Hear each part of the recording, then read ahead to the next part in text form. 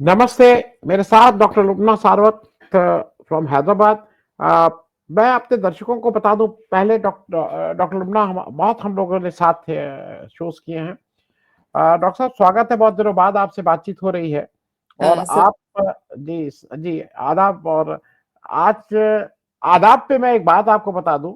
आदाब is one word जो शायद केवल लखनऊ की उर्दू में वी हैव अ आदाब वर्ड, बट अदरवाइज आपके यहाँ सलाम वालेकुम है, अलग अलग है, जी। नमस्ते।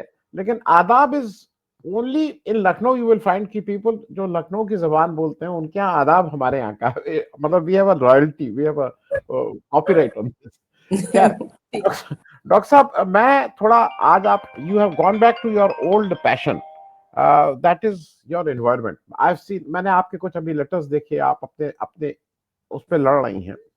और एक जो आप बात कहती हैं कहीं डायरेक्टली इनडायरेक्टली, क्योंकि द करप्शन, भ्रष्टाचार, इन्वायरमेंट, इकोनॉमी, ये सब हैंड इन हैंड है। जी। तो थोड़ा मैं शो कर रहा हूँ चैलेंजेस ऑफ 2025 या एजेंडा 20।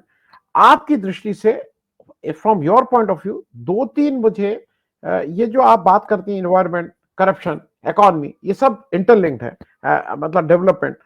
इस पे जरा मैं आपकी कुछ समझ चाहूंगा कि how, what is your challenges as per as you feel for 2025, doctor साहब। Yeah. Thank you, Anand ji. It is always a pleasure to be talking to you. And ये जो आप इतनी अहम चीज आप बजट के बाद जो है, इसको मैं बजट से भी कोरिलेट करना चाह रही हूँ। बजट के बाद जो ये आया और उसमें काफी लोग ये बता रहे कि I mean it's so hollow, and काफी लोग ये बता रहे। तो व्हाट इज नेसेसरी, अभी जो जरूरी क्या है मालूम, अपने पास जो प्रियम्बल है उसमें एक एपिस्टील यानी जो एपिस्टेमिक पॉइंट्स है प्रियम्बल में, और उसमें गवर्नेंस के लिए जो एपिस्टेमिक पॉइंट है वो है डेमोक्रेसी, यानी बहुत पार्टिसिपेटरी और ट्रांसपेरेंस होना चाहिए। और सेकेंड थिंग, इकोनॉमी के लिए एक एपिस्टेमिक वहां पर जो दिया हुआ है वो है सोशलिस्ट। ओके। और बाकी सोशल फैब्रिक के लिए, पूरी देश की जो डाइवर्सिटी है उसकी सोशल फैब्रिक के लिए you have the other things such as fraternity and other things. Okay. तो और देश की सॉवरेंटी है। So what I am telling is, हमेशा एक देश के लिए कुछ नॉन नेगोशिएबल्स रखना चाहिए, और वो हमारे founding fathers of the constitution ने रख दिए, और बीच में अमेंडमेंट्स भी ला लिए ताकि और वाज़ेह तौर से हो, जैसे कि सेकुलरिज्म और सोशलिज्म जो चीज आए हैं। So what I am trying to tell is, ये जो नॉन नेगोशिएबल प्रिंसिपल्स है, ये क्यों क्यों हम ये नॉन नेगोशिएबल प्रिंसिपल्स की ओर जाना चाहिए, और ये ध्यान में रखना चाहिए कि देश की हर पॉलिसी और हर बजट ये देखना चाहिए कि हम कहीं इन नॉन नेगोशिएबल से कॉम्प्रोमाइज तो नहीं कर रहे, क्योंकि वो देशवासियों की जिंदगियों से कनेक्शन हुआ है। तो वैसे कुछ इन एपिस्टेमिक जो लफ्ज अल्फाज दिए हुए हैं अपनी दस्तूर हिंद संविधान से, जैसे कि मैं अभी डेमोक्रेसी और सोशलिज्म की बात कर रही थी, तो उनमें से उभर के आते हैं तीन मेन चीज जो आज पूरी दुनिया को खा जा रही है, उसी प्रकार से ज्यादा भारत देश को खा जा रही है, और वो है इनइक्वालिटीज, जो बढ़ते हुए डिस्पैरिटीज है, चाहे वो दौलत वेल्थ में हो चाहे वो इनकम में हो, कि यानी छोटी सी परसेंटेज के पास आप बड़ी परसेंटेज की वेल्थ जो पा रहे हो, और छोटी छोटी सी परसेंटेज तबका है जो बहुत सारा इनकम कमा रहे हो। तो इन डिस्पैरिटीज को दूर करना अपनी फर्ज है, through our policy, through our budget, क्योंकि ये संविधान के तौर से भी अपने को न सिर्फ प्रियम्बल में है बल्कि directive principles to the state उसमें भी लिखा हुआ है। हालांकि they are not enforceable through law, लेकिन सबसे बड़ी कॉन्स्टिट्यूशन जो सबसे बड़ी कानून मानी जाती है देश की, उसमें तो डाला हुआ है। तो स्टेट को उसकी मद्देनजर रखना ही पड़ेगा, और प्रियम्बल को मद्देनजर रखना पड़ेगा, क्योंकि जजमेंट आफ्टर जजमेंट बता चुकी है कि preamble is the basic structure of the constitution, और उसको कहीं तोड़ मरोड़ नहीं किया जा सकता। सो नाउ प्रियम्बल को लेते हुए, डायरेक्टिव प्रिंसिपल्स ऑफ स्टेट को लेते हुए, जो कि दिया हुआ है संविधान से हर स्टेट को, सेंट्रल गवर्नमेंट को, यूनियन गवर्नमेंट को और स्टेट गवर्नमेंट को, कि आप लोगों के पॉलिसीज इस मुद्दों पे रहना चाहिए बोल के जो directive principles to the state दिया हुआ है, तो ये अब वाजिब हो जाता है यूनियन गवर्नमेंट के ऊपर, स्टेट गवर्नमेंट के ऊपर, कि वो अपने आप को परखते रहें हर पॉलिसी के टाइम पे, हर गवर्नमेंट ऑर्डर, हर एक्ट के टाइम पे, बजट के टाइम पे, कि क्या हम इस प्रियम्बल के तहत हैं, क्या हम डायरेक्टिव प्रिंसिपल्स के तहत हैं, और क्या हम दुनिया को और भारत देश को खा जाने वाली ये 3 मुद्दे जो वायरस की तरह अटैक कर चुके हैं। नंबर 1 जो अभी मैं बताई आपको, ये कि ये इनइक्वालिटीज, जो इनकम वेल्थ की जो बढ़ती इनइक्वालिटीज, यानी ये तादाद, ये छोटी परसेंटेज, ज्यादा दौलत और ज्यादा इनकम वाली परसेंटेज और कम होते जा रही है, और बड़ी ये जो कम तादाद रखने वाली वेल्थ की परसेंटेज और बढ़ती जा रही है। नंबर 1। नंबर 2 क्या है, पूरी दुनिया इस पे चिंतित है, right from United Nations environmental program से लेके ट्रंप जैसे लोगों को छोड़ के बाकी पूरे लोग इससे परेशान है कि पर्यावरण को इतनी हानि हो रही है कि वो इरिवर्सिबल डैमेज हो रहा है। उससे पर्यावरण से जितना हम ले रहे हैं उसको हम रिप्लेनिश नहीं कर पा रहे हैं। तो ये लाजिम होता है, कौन पर्यावरण से ज्यादा प्रॉफिट पा रहा है। मैं यहाँ प्रॉफिट की बात कर रही हूँ, इस्तेमाल की बात नहीं कर रही हूँ। प्रॉफिट वो भी क्या है, क्रोनी प्रॉफिट कौन ले रहा है ये इकोनॉमी की ओर, वो तो बड़े बड़े कैपिटलिस्ट ही ले रहे हैं ना। बड़े बड़े कॉरपोरेट कैपिटलिस्ट अपनी पर्यावरण को जो चूस रहे हैं, यानी कि वो मदर अर्थ या पर्यावरण इतनी हानि में, इतनी नुकसान में जा रही है कि उससे उसको ज्यादा, यानी माँ को आप कुछ ग़िज़ा ना दो और ट्विन बच्चे हैं और बच्चे उनकी दूध पीते जा रहे हैं, तो कहाँ तक, कब तक पिएंगे वो लोग। तो ये जो पर्यावरण की एनवायरमेंटल डिग्रेडेशन जो हो रहा है, उसको किस हद तक हम हैंडल कर रहे हैं, क्या ये पॉलिसी उसको एड्रेस कर रही है। Number 2 point. और थर्ड पॉइंट, जो खा जा रहा है पूरी देश को, छोटी सी लेवल से लेके ऊपर की लेवल तक की, ग्रास रूट से लेके गवर्नमेंट के तक की, यानी स्टेट इन्वॉल्व है, प्राइवेट इन्वॉल्व है, सिटीजन भी इन्वॉल्व है, वो है करप्शन। जब तक हम ये 3 इश्यूज को एड्रेस नहीं करेंगे अपने पॉलिसीज के जरिए, अपने बर्ताव के जरिए, जब पॉलिटिशियन, इलेक्टेड जो पीपल है, सरपंच से लेके एमपी तक के, मिनिस्टर तक के, और यहाँ सिलेक्टेड ऑफिशियल्स जो है, छोटे से क्लर्क से लेके पूरी सेक्रेटरी तक के, जब तक ये लोग ये प्रिंसिपल्स को अपने पास नहीं अपनाएंगे कि मैं प्रदूषण नहीं करूंगा, मैं plastic, one time use plastic को मैं मना है कानून से, मैं भी नहीं करूंगा, और मैं जो है करप्शन बिल्कुल नहीं करूंगा, और मैं इन पॉलिसियों के बराबर रहूंगा, इनइक्वालिटीज ऑफ इनकम और वेल्थ ना बढ़े, जब तक ये सिलेक्टेड और ये इलेक्टेड लोग जब तक इन 3 चीजों पे नहीं कायम रहेंगे, जब तक ये होश में नहीं रहेंगे कि संविधान हमको क्या ललकार रही है, और इंसान ग्राउंड पे से, जमीन के स्तर से जो सिटीजन्स है, जो पीपल है, उनकी क्या पुकार है, इस संविधान और पीपल की ये जो तालमेल जब तक ये लोग नहीं समझेंगे इन 3 इश्यूज पे, इंडिया सफर होता रहेगा, इंडिया की पॉपुलेशन सफर होती रहेगी और पूरी दुनिया सफर होते रहेंगी। और मैं इंडिया और दुनिया को बार बार क्यों मैं मिला रही हूँ, क्योंकि जब इंडिया सुधर जाएगा, इंडिया दुनिया को जब लाइट दिखाना शुरू करेगा, दुनिया सुधर जाएगी, क्योंकि हम वो तादाद की पॉपुलेशन रखते हैं। जी डॉक्टर साहब, मैं एक चीज अगर आपसे और, क्योंकि इन्वायरमेंट पे आपने कहा, मुझे मेरा थोड़ा सा एक फर्क व्यू ये है कि इन्वायरमेंट इज समथिंग जो गवर्नमेंट से ही इन्फोर्स होगा। अब आप प्लास्टिक बैग कहते हैं यूज मत करो, लेकिन आप प्लास्टिक बैग बनाते क्यों हैं? क्योंकि उसकी कॉस्टिंग इज फॉर अ गरीब आदमी के लिए, वो बैग लेना उसके लिए मुश्किल है। बैग का 50-60 रुपए का मिलेगा, प्लास्टिक बैग उसको फ्री में मिलता है। एक दूसरा, जो कचरा नदी में जा रहा है, ये तो पूरी तरह से कंट्रोल किया जा सकता है। आप इतनी आप बुलेट ट्रेन की बात कर रहे हो, आप पहले अपने कचरे, और नदी को हम लोग माँ का दर्जा देते हैं, माँ के ऊपर हम लोग कचरा फेंके जा रहे हैं। उस पे मुझे ऐसा लगता है कि ठीक है, आप जन जागरण कर लीजिए, awareness, but ultimately the pressure is to be on the government. As an individual, what we can do about it? Yes, मैं बराबर मानती हूं और मैं हमेशा मैं प्रजा पक्ष में मैं ये बोलती हूं कि आप डू नॉट ले the blame on the citizen, because the citizen is helpless. Citizen को जब तक पॉलिसी एनफोर्स नहीं किया जाएगा, और एक बात बता दी, करप्शन का क्यों इतना इंपॉर्टेंट है, क्योंकि सिस्टम में जब करप्शन है तो जो नीचे स्तर का सिटीजन जो है उसको जगह जगह पे जाके करप्शन दिए बगैर काम नहीं हो रहा है, और वो ये देख रहा है कि बड़े बड़े कॉर्पोरेट्स और पॉलिटिकल लेवल्स और ऑफिसर्स के लेवल पे जो करप्शन हुआ है वो स्कॉट फ्री घूम रहा है, तो वो ये समझ रहा है कि corruption is a part of the system, is a part of the life, तो वो क्यों छोड़ेगा। No, coming back to the very important issues जो आप उठाए अभी, जो प्लास्टिक के बारे में और नदियों में कचरे के बारे में।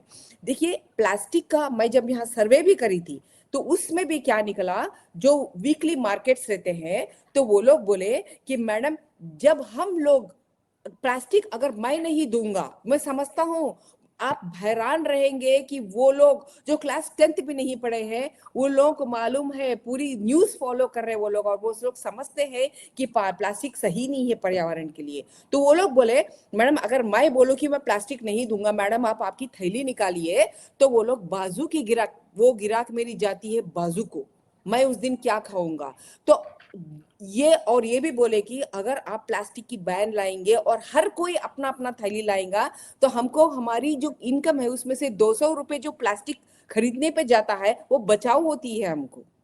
यहाँ तक के बात की है हम लोगों ने। तो यहाँ पर किसकी गलती है, जो जीएचएमसी कमिश्नर जब थी हमारे पास, एक्स कमिश्नर, उनसे फेस टू फेस मैंने बात चलाई तो वो कहते हैं कि मैडम अवेयरनेस होना चाहिए। अवेयरनेस आप पब्लिक को क्या दे रहे हैं भाई, अवेयरनेस आप ऑफिसर्स में रखिए और आप लोग इंप्लीमेंट की अवेयरनेस रखिए, क्योंकि पॉलिसी से है, पॉलिसी से है कि वन टाइम यूज बिल्कुल बैंड है, right from the central government to the state government, और उसके ऊपर से ये भी बैंड है कि आप सॉलिड वेस्ट मैनेजमेंट के रूल्स में 2000 की होने दो या 2016 की होने दो, that you have to segregate the dry waste and the wet waste, ताकि उसमें रैक पिकर को भी डिग्निटी है और उसको हैंडल करने में बहुत आसान है। लेकिन वहां पर बहुत बड़ी करप्शन क्या है, रैम की जैसे कॉर्पोरेट्स बोलते हैं कि नहीं नहीं कचरा पूरा हमको दे दो, और वो कचरे की वेट बढ़ जाती है, अगर आप गीला कचरा अलग कर दो तो उनकी वेट बहुत कम हो जाती है, because the dry waste weighs less और गीला कचरा जो है ज्यादा वजन रखता है,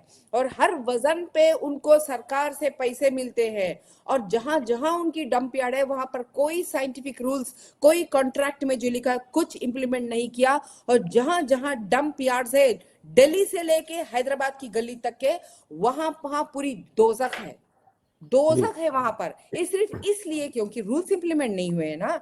it is not that the rule is not there, it is not been implemented, ये मेरा कहना है। इसलिए सिलेक्टेड और इलेक्टेड ने पहले करके दिखाना चाहिए, ताकि the action itself speaks volumes. जी जी। मैं डॉक्टर साहब, मैं एक आपको छोटा सा एग्जांपल लखनऊ का दे दूं। We have about 40-45 थानास।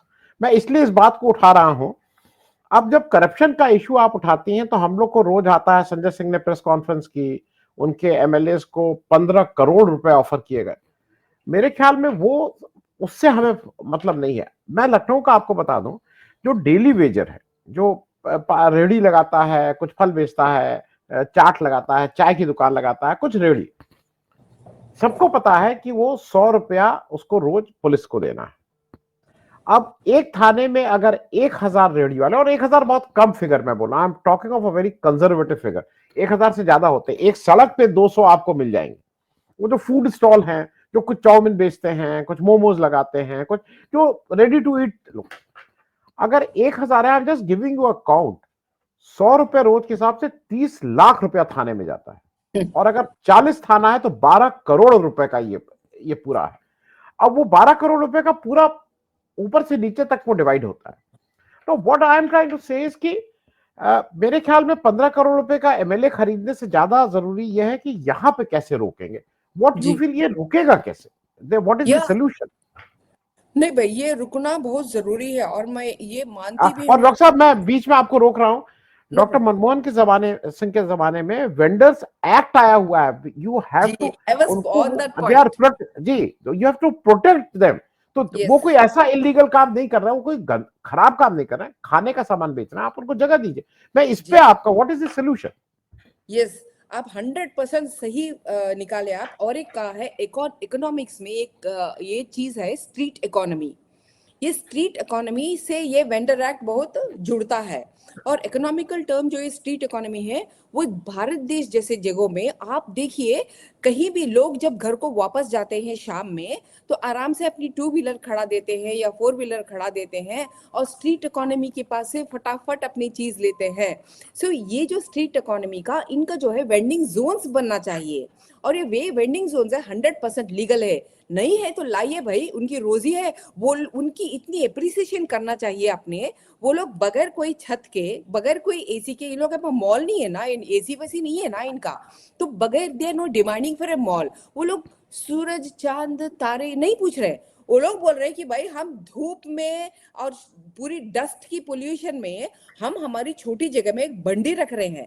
वहां पर सिर्फ इतना देखना है कि उनकी जो वेइंग है ना स्केल वो लीगल रहना चाहिए, कि ताकि कस्टमर जो ग्राहक है उसकी मेहनत की कमाई जो बेकार ना जाए गरीबी के नाम पे। तो वो स्ट्रीट वेंडिंग जोन्स के बराबर बराबर उसको लाना चाहिए। क्योंकि स्ट्रीट इकोनॉमी, अगर इंडिया उतनी बड़े बड़े डिप्रेशन जब हुए थे 2008 में और अब भी जो स्टैगफ्लेशन चल रहा है दुनिया में, उसकी अगर इंडिया ने उसको रेजिस्ट किया है ना, तो वह कॉर्पोरेटों की वजह से नहीं हुआ।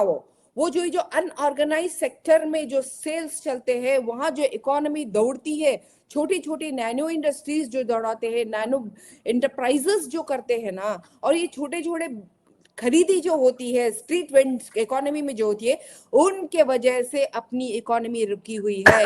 दे are the actual wealth creators, they are the actually wealth workers, और उनको पूरी की पूरी सपोर्ट मिलना चाहिए। मैं ये नहीं कहती हूँ कि वे बराबर होना चाहिए, क्योंकि मैंने देखा है कई स्ट्रीट वेंडर्स के पास उनकी वेइंग स्केल में बहुत नापतोल में बहुत कमी हो रही है। 1.5 kg का वो 1.2 kg भी दे रहे हैं वो लोग, इतनी चल रही है। तो वो जिम्मेदारी किसकी है? वो फिक्स करना चाहिए। वेंडर एक्ट में वो फिक्स हो चुका है। तो ऐसी चीजों से these are pertaining both to the corruption and also to the implementation। उनके जो हक अगर हम सही तरीके से दे रहे हैं तो करप्शन को वो भी रेजिस्ट कर पाएंगे। उनको अवेयरनेस देना चाहिए कि कोई भी आके कुछ भी पूछे, खबरदार आप देना नहीं, क्योंकि आप पकड़ में आओगे। दूसरी बात, आप हरगिज नाप तोल में आप एक बराबर रखोगे, वरना आप फिर पकड़ में आओगे। तो this sort of A social implementation of the rule जब तक नहीं होगा, और ये होगा कैसे? जब इलेक्टेड जो चीफ मिनिस्टर्स है, प्राइम मिनिस्टर्स है और मिनिस्टर्स है, एमपीस है, वो लोग जब अपनी बर्ताव में ये लगा अलग पब्लिक को दिख रहा है कि बाप रे बाप, अपने इलेक्टेड एमपी मिनिस्टर ये लोग सब करप्शन को बर्दाश्त ही नहीं कर रहे, और ऊपर से पूरी ये जो सच्चाई ऑनेस्ट गवर्नेंस की बात जो कर रही हूं मैं, ऑनेस्ट गवर्नेंस की बात ला रहा है, ट्रांसपेरेंसी है, अकाउंटेबिलिटी है। ये लोग जब इलेक्ट होते हैं तो अपनी एसेट और लायबिलिटीज की स्टेटमेंट डालते हैं और हर 6 महीने को पब्लिक को बोल रहे हैं ये लो मेरे एसेट लायबिलिटीज, मेरी कमाई में कोई फर्क नहीं है, अल्लाह की जो मैंने सैलरी के तौर पे लिए उसमें से मेरा खर्चा ये है। ये पब्लिक के सामने डालने में, जब आप घर घर जाके माइक लेके आप वोट लेते हैं, तो उस प्रजा को क्या आप ये बताना जिम्मेदारी नहीं समझते कि आपने उन जो इनकम लिए, एमपी की सैलरी है भाई, एमएलए की सैलरी है, ये लोग यूं ही नहीं काम कर रहे, तो इनकी जो परफॉर्मेंस शीट है वो कहाँ है?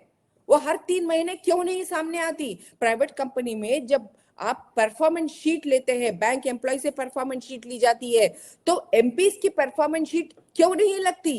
क्यों वेबसाइट पे नहीं लगती? लोकसभा की और लेजिस्लेटिव असेंबलीज की, लेजिस्लेटिव काउंसिल की, क्योंकि इनके पास तनख्वाह आता है और जब रिटायर होते हैं 5 साल के बाद इनके पास पेंशन जाती है, तो दे आर टोटली अकाउंटेबल। तो करप्शन की जाने की ये जो पॉलिसीज में भी कुछ बदलाव जैसे अभी मैंने बताया, और लेकिन एग्जिस्टिंग पॉलिसीज की implementation through action and also through implementation, ये बहुत ही जरूरी है। वरना भारत देश इतनी सॉलिड पोजीशन पे है, इतनी सॉलिड पोजीशन पे है कि वो पूरी दुनिया को आज के दिन रास्ता दिखा सकती है। चाहे वो ऑर्गेनिक कल्टीवेशन के जरिए देखो, दुनिया को हेल्थ दे सकती है, और कई कई अपने जो यहाँ पर मिलेट्स की कल्टीवेशन है, दुनिया को it can become a leading light. भाई आज की जो वायरसेस पकड़ी हुई है दुनिया को, उन वायरसेस को हटाने में our country can be the leader. Only condition is that we have to stick to our constitution of India. Correct.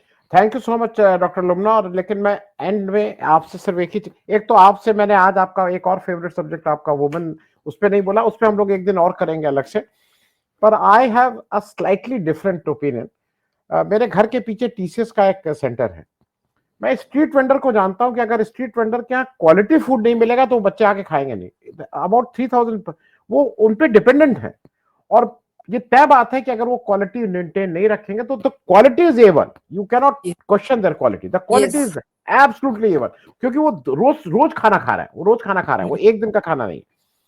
और दूसरी बात में थोड़ा ये एक, ठीक है उनका वेइंग स्केल एंड ये सब इशू है। सरकार जब इस देश में किसान का 50 केजी के बैग को 45 केजी कर दे रही है और ऑफिशियली जेब काट रही है, जब बड़े कंपनीज जो एमएनसीज हैं वो आपके सोप बार को 200 ग्राम को 180 ग्राम कर दे रही हैं, पेस्ट को वो कर, तो मुझे लगता है कि वो weighing issue is not that much thing to be addressed, क्योंकि क्वालिटी उनको देना है। अगर वो खराब देंगे तो उनकी दुकानदारी नहीं होगी, उनके यहाँ से खरीदा नहीं जाएगा। तो अपने क्वालिटी के लिए वो हमसे आपसे ज्यादा कॉन्शियस है।